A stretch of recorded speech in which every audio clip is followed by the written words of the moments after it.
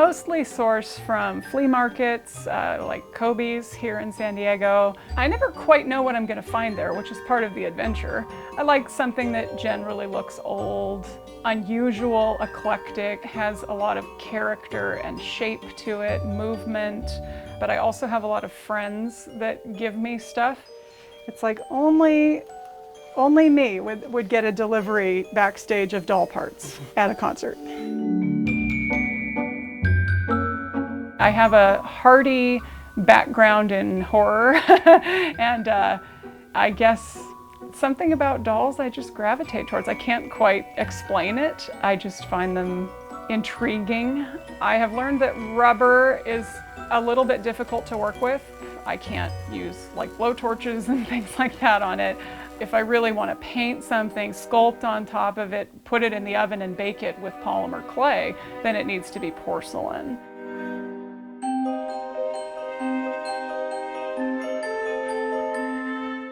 When I do pieces, sometimes I know exactly what I want to do right away, like in the case of this typewriter. I found this typewriter at Kobe's swap meet.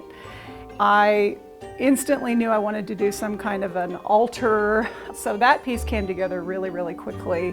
I also was referencing and thinking of this Roald Dahl show called Way Out, and this episode was called Sideshow, I believe. Cassandra! And there she is.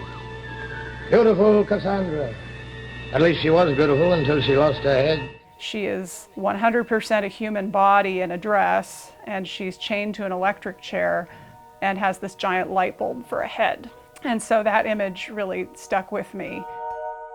Some other pieces, like this Kettenkrad piece here, I sat on that for probably 2 years.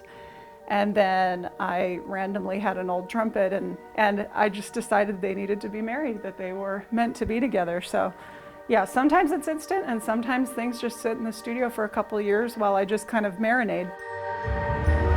There's this moment that happens sometimes where I see, like, though they're two totally disparate items, they look like they just belong together. And like I'm not just forcing two items together and just tacking them together, but that they look like they belong together.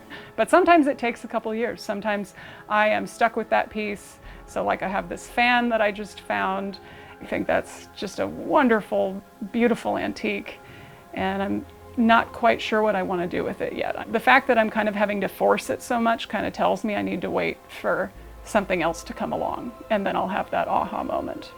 So here's my little tiny art room, but it serves me. There's usually doll parts laying everywhere. It's right now just heads mostly, and various disembodied toys and heads and whatnot. So I guess it's kind of unofficially the morgue. So yeah, so this piece I just started working on about a week ago. This is another thing that I sat on I forgot I even had this actually, this lab counter. And I really like kind of old analog type of stuff. I like the idea of things that have no function or make no sense, like Rube Goldberg devices sometimes. How it's just, you know, the most complicated machine for the most menial task.